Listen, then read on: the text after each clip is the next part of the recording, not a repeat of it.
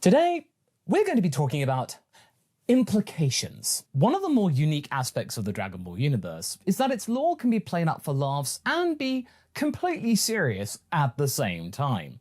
The fearsome King Piccolo, for example, who had raised the stakes for Goku and his friends, was sealed away through the sacrifice of Master Mutaito. But the object that he was sealed in was, well, a rice cooker, which does sound ridiculous when you actually say it out loud. Majin Buu is the best example of this. A childlike, terrifying monster who does very messed up things by transforming people into candy. Those wacky elements are what, at the end of the day, make Dragon Ball, well, Dragon Ball. Yet, some people do think that it does mean that the history of the world wasn't something that Toriyama was particularly interested in. Well, Akira Toriyama, his right-hand man right up until his dying day, seems to disagree, as he states in one of the more recent interviews published through MantaWeb. The always reliable Kanzenshu, all credit goes to Senpai, has translated the very first part of said interview, and we shall leave the link to the whole thing down in the pinned comment, but we are very interested with this part in particular. Daima is clearly set at the end of the Majin Buu arc of the original comic, but as Dragon Ball has a lot of different stories, fans inevitably discuss between themselves where this one fits. While it hadn't been outright stated up until this point, according to Iyoko-san, the story was handled by Sensei himself, and the fact is that it happens right after the end of the Majin Buu arc. That's all there is to it. And you can see a lot of connections to the original comic. In Daima, the origins of the Kaioshin, the Namekians, and Majin Buu will be revealed. There will also be new reveals and plot twists every single episode. Iyoko then says, I do think it's interesting to wonder about what Daima's place is within Dragon Ball, but we're trying to include a lot of connections to the original series. While the team didn't know about them, and it wasn't our intention to show them from the start, there were a lot of these connections to the original series just waiting to be revealed inside Sensei's head. And, of course, we are also trying to showcase them. The one revelation that really left me floored was the fact that people with pointy ears came from the demon realm by default, or at least hailed from there. I think it was an idea that had always been vaguely inside Sensei's head, but that really surprised me.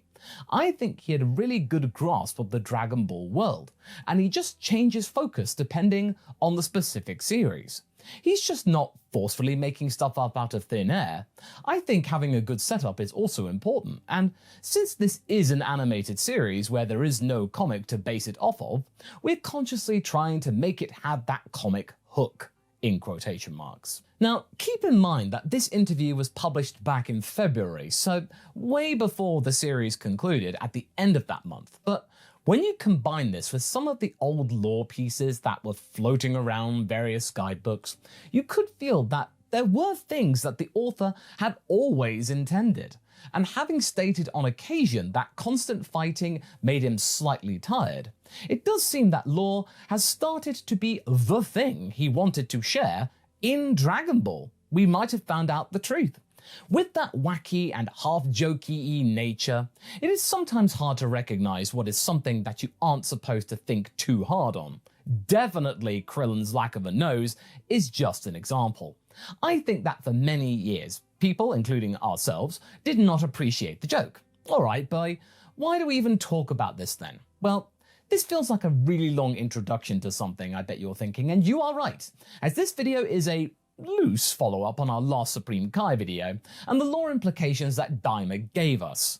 This one, however, is something much more in-depth, as it talks about the very essence of how power behaves in the Dragon Ball universe, or, to be more accurate, how its inhabitants treat it. First of all, I don't think we fully realize how ancient the demon realm actually is. It's not just like your average mortal realm.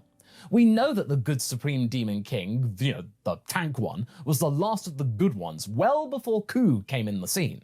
It doesn't specify the first one, just the simple fact that he was considered to be the final good ruler, a benevolent king, before the series started, and that all his successors were considered to be cruel and kinda evil, and that at least some of them were using the evil third eye to an effect. Now, Another interesting tidbit is Reimus being under his command.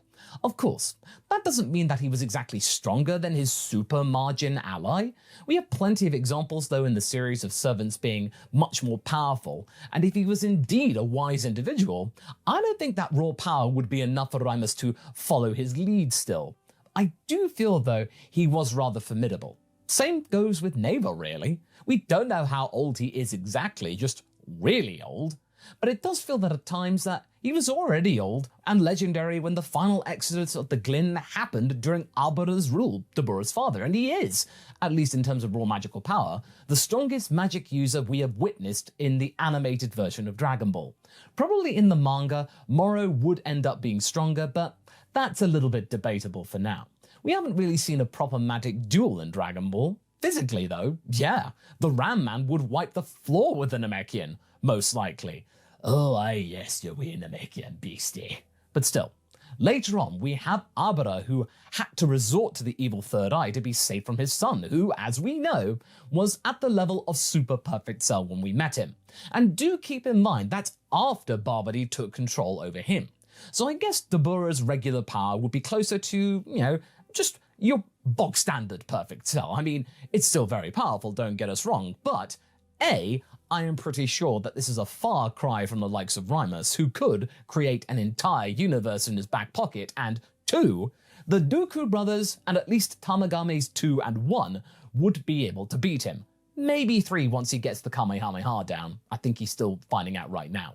But what I'm trying to get at is that I think that Demon Kings became weaker once the evil third eye had appeared. When it wasn't being used, they became over-reliant on the thing, and it started their slow decline. Obviously, we don't have any hard evidence if the good Demon King was stronger than his successors. I do get that sense from him, and except for the fact that he's just giant and beefcake. Maybe the purchase of the evil third eye was connected to overthrowing him. Maybe that's what was needed. Now, here comes the wacky part of the lore. The other 2 eyes still exist. Nobody buys them, and we have no idea who created them in the first place. It's such a Toriyama thing. Now, okay, imagine. If Dabura wasn't too proud to walk around the third demon world, if he looked really hard enough, found that store, he could have secured it easily, and the story of the entire dragon world could have changed forever. The brilliance of the post-credit scene within Daima is that this object is indirectly responsible for everything that happened in the series, and that the thing that decided about the face of the universe we've been following for so many years was just lost in this random convenience store in the most random event possible. There was no great prophecy, no huge battle, just the thief being beaten up and losing the artifact. It's kind of brilliant. Just as the fact that Dabura wasn't aware that 2 others existed within just a little mini-mart, which raises the question, why did the original buyer not secure those 2 as well? I don't think that we will ever learn that. Probably it will be just a gag answer with them being too expensive even for the really miserly king or something like that, a skinflint. But it's still fun to think. Also, people assume that the buyer was one of the demon kings of the past, but was it really? Wouldn't a ruler make sure that he had, and pardon the pun, an eye on all of them? Again, that's probably going to be a mystery that was never meant to be solved. But anyway, power. Evil Third Eye, that eliminated the need for the Demon King to become more powerful on their own. Though I do suspect that Dabura was significantly stronger than his father anyway, considered that he was able to overthrow him relatively easy when the Third Eye was out of the picture. But on the flip side, their reputation has made everyone afraid to challenge the rulers of the Demon Realm. It's kind of set a trend. Now, another important thing is the lifespan of the demons. We do know that within their home realm, they can live for a very, very long time. If you consider that the shopkeeper remembers the original purchase of the Tertian Oculus, recalls that event completely, and this was way before the times of Abura and Dabura, yeah, that feels kind of crazy. Same thing with Neva. The Dragon Ball Wiki states that his lifespan might have been artificially extended by Goma or others, but I respectfully don't know where the source of this information came from, so this is a little bit sketchy. If you find it, let us know, since we don't believe that this was stated anywhere within official sources. But moreover, while Neva is an oddball amongst the Namekians with an insanely long lifespan, he doesn't appear to be anything out of the ordinary within the demon realm. He's just like, he's there. Again, the shopkeeper, who looks like she is, maybe in her 40s, is old enough to remember the first buyer of the Tertian Oculus, if you want to bring humanity's age scale to the demon realm. You can always argue that he asked Porunga to make him eternal or something along these lines, but considering that he remembered Katas, I don't believe that to be true. Namekians lived that long before leaving the demon realm, period. Now, I do think that Glind kept their lifespans due to the role that they were performing, while Namekians, well, they accepted their role as mortals, and the physics of the newly created universes started to work on them. They adapted, evolved, or devolved, it depends on where you're looking at it. The simplest answer to why it affected them the way it did was because Rimus didn't want so many insanely powerful and long-lasting beings to be roaming around these newly created worlds immediately, and he made sure that the subsequent generations would have to work a bit to sustain longevity and power. I know that this isn't exactly the most satisfying explanation, it's logical but a bit boring, but it does feel like a simple one that does make sense. Of course, for that to make sense, one would assume that the margin leaving the demon world would have been, on average, stronger than your average bog-standard Earthling, but I do think that we have plenty of evidence for that. Firstly, we know that all margin know at least one incantation, one spell. It's kind of their thing. Glorio has his lightning, Palpatine hands, Pansy knows telekinesis, and never makes us question everything that we knew before now, that kind of thing.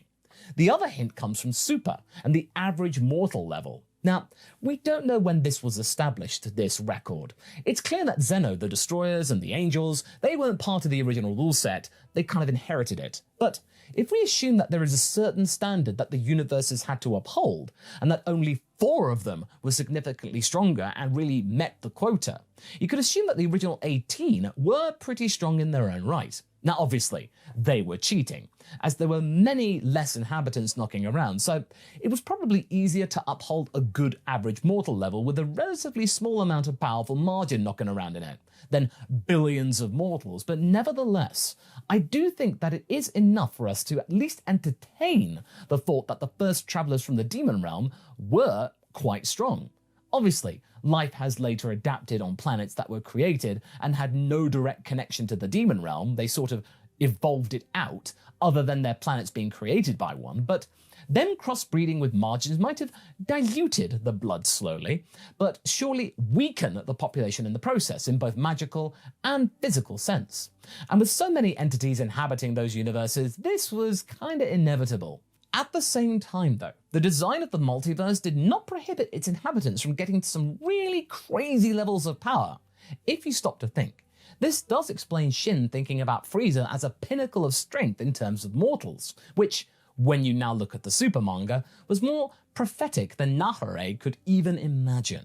Powerful, non-demon realm entities could exist, but the gods believed that reaching the evolutionary training ceiling would have taken ages. At the time of his first defeat, Frieza wasn't the first proper measuring stick. Perfect Cell was, as our heroes got to the level of the current Demon Realm King. And wouldn't you know it, the Cell Saga is the period when, fittingly, the power levels of the main cast in Dragon Ball kind of went a little bit loopy, a little bit balmy when you were going eventually to the billions. Gohan and Goku, as he was dancing with the Bugman on pretty even terms, had caught up with one of the more powerful inhabitants of Universe Zero at this moment, which, hey, still not enough to defeat the Tamagami, but still kind of formidable. The gap between the margins and the mortals has been reduced at this point, and at the time of the Buu saga, many characters could have just jumped right into it. In Super, most of the Saiyan characters, androids and Piccolo, would just be able to shrug off whatever the Demon Realm would toss in their direction. Basically, when you get to Super, oh, Demon Realm, no biggie. Obviously, one of the problems with the thought experiment that we have just demonstrated to you is that we mixed different types of power to try and come to a conclusion. Magical, physical, mental, or in the case of the Supreme Demon Kings, political. Still, I do think that Toriyama intended to show us just that. As for why the demon realm itself wasn't really changing all that much over time. It's a very old trope in fiction, when long-living cultures are rather static. They just sort of stagnate.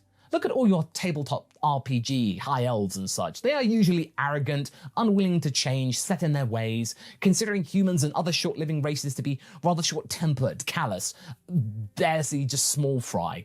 I do think that we can make a similar case about the demons of the dragon world. Heck, I would even call the Glind the elves of the dragon world. They're kind of acting this way. Again, there are still so many questions regarding the demon realm and its history.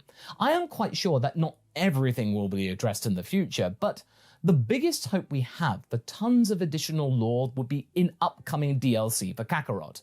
Say what you will about the game, but a lot of the additional fluff was added by Akira Toriyama himself, and I have a feeling that we will be getting some clarifications and expansion upon what we have learned within Daima itself. But hey, at the end of the day, Toriyama's final venture within the Dragon world before his passing has changed a lot of context regarding power and how the world works, and the longer you stop to think about it, the weirder it gets. But in many places, you kind of start to realize how much sense it makes. And yeah, while he forgot a thing or two along the way, just like looking through the old guidebooks, you can see which things have been important enough for the man to preserve them in and showcase them to us, the viewers. We're going to leave you with one last quote from Yoku, from the interview that we already quoted.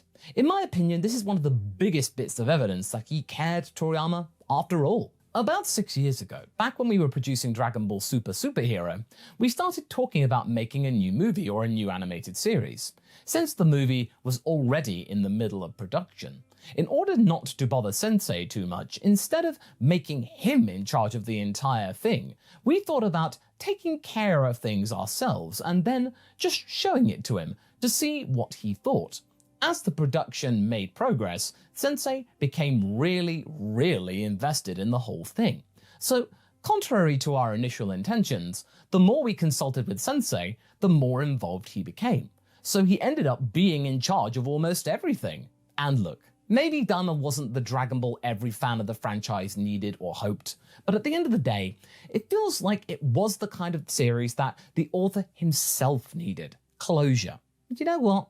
I think you can be okay with that.